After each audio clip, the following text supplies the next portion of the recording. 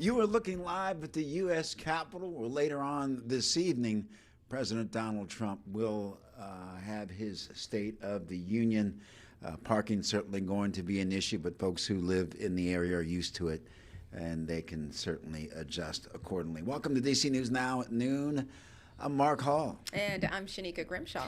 And I'm meteorologist Damon Matson. Happy Tuesday. Happy Tuesday Were to you my gonna say colleagues. that too? Yeah. You know, the sun is kind of shining, and you know, we're getting ever closer to Wednesday, which means over the hump day. It's a process. And it will be a nicer day too, I think, right? Well, we're looking, right now, come on. How much of a difference did that sunshine make waking up this morning?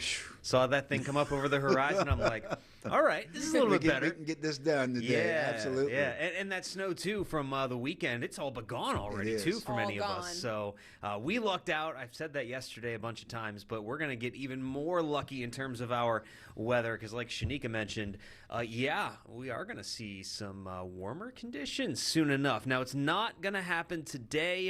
That colder air behind that massive nor'easter is still lingering. We started the morning in the 20s across the entire area, and it was still breezy when we hit these low temperatures, which meant that the wind chill, you could feel it, folks, down in the single digits and teens, almost a snap back to what most of this winter has been like. We've been spoiled a little bit the last few weeks, or couple weeks anyway, with the warmer temperatures leading up to the snowfall we had on Sunday, but at least yesterday and today both, some of that chillier air is lingering. Now, the wind, it's backed off compared to yesterday. We're no longer seeing those 35 to 45 mile per hour wind gusts, but it's still a bit breezy with wind gusts up over 20 miles an hour in a few spots, and that's certainly going to make those chilly temperatures in the 30s feel just a little bit colder. But on the plus side, we do have plenty of sunshine. Now, there will be clouds rolling back in as we head through the afternoon, going into the evening,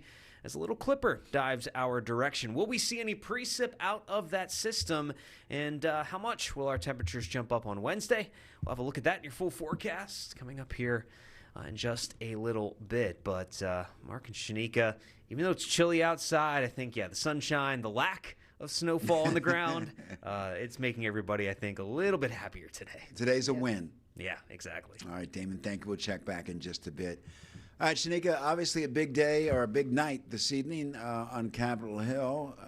President Donald Trump will use today's State of the Union to champion his immigration crackdowns and the slashing of the federal government and his push to preserve widespread tariffs and more.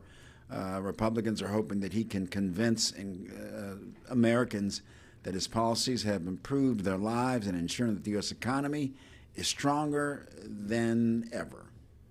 Yeah, and the president is also expecting to decry the Supreme Court ruling against his signature tariff policies and talk about his attempts to maneuver around that decision without depending on Congress or financial markets, spooking financial markets. And he's also likely to urge lawmakers to increase military funding and tighten voter identification requirements while defunding immigration operations that have drawn bipartisan criticism following the shooting deaths of 2 American citizens.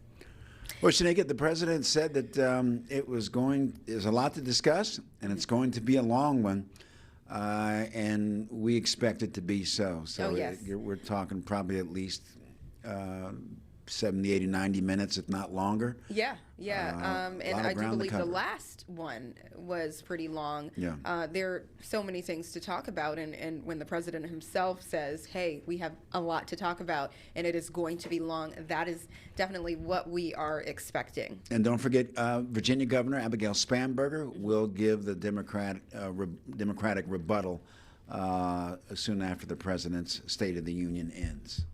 Yeah, and turning now to the district, families in Northwest, they're saying that they're being forced to live amongst garbage.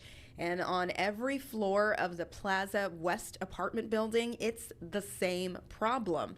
It's reported that trash is piling up, not only in the trash rooms, but in the garage as well, with nowhere else to put it. And some neighbors are taking matters into their own hands. Take a listen. use my products to clean this trash room and our laundry room. They have a maintenance team, but the maintenance team don't clean up, and I'm being perfectly honest.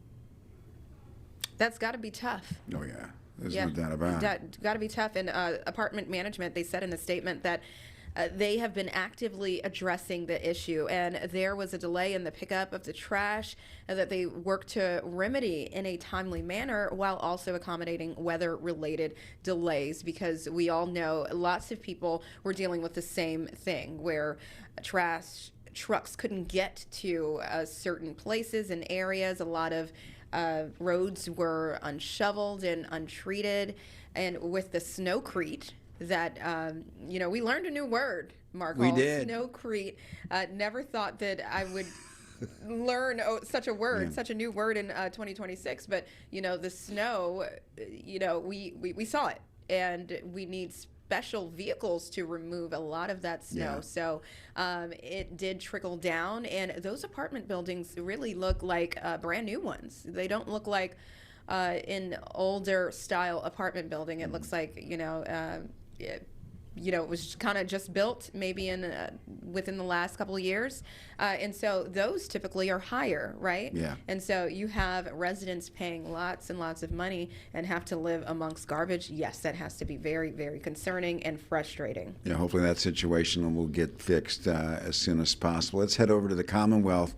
In Virginia, homicide investigation continues after police found a woman dead. Fairfax County Police Department responded to Richmond Highway and Arlington Drive, where a woman was found dead, and now police in Fairfax County are looking for Abdul Jallah, who was last seen with the woman and is considered a person of interest. Now, officials believe that the woman went to a bus stop between 6 and 7 p.m. Police were called to the scene just after 7.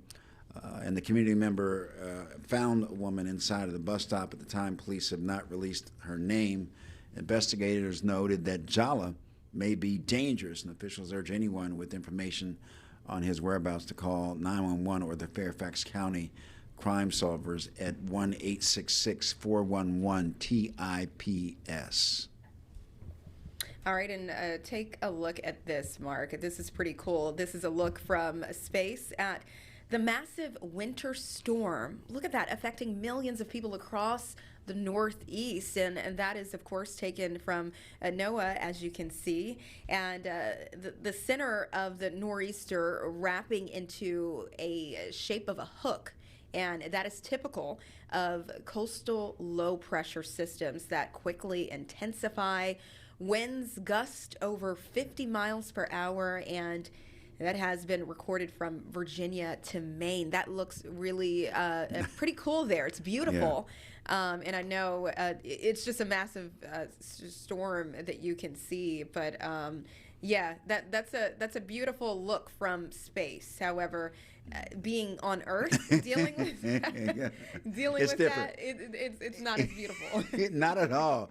Not at all. I mean, it's good to look at, but you're dealing with lots of problems because of it. So yes. And don't forget, Shanika, remember we did get our snowfall, but remember Damon said yesterday that we dodged one. We did. We dodged, yes. We really dodged one because it was gonna, we literally could have gotten level, and it could have been another tough, recovery for all of us. But fortunately, we got lucky this time. Before we head to the break, Shanika, can I talk a little bit about Commanders football? Yes. Commanders assistant head coach and passing game coordinator Brian Johnson has left the team. He's left the Commanders, and he would join the L.A. Rams as their senior offensive assistant. Johnson spent 2 seasons with the Commanders, and he will be joining Cliff Kingsbury, the former offensive coordinator for the Commanders, who is now the Rams assistant head coach. So a big loss for the Commanders. They're going to have to make some moves as the offseason continues to move forward to fill some of the vacancies with coaches moving on to other teams. And then also our Washington Wizards, they play in Atlanta tonight against the Hawks. Tip-off is at 7 p.m.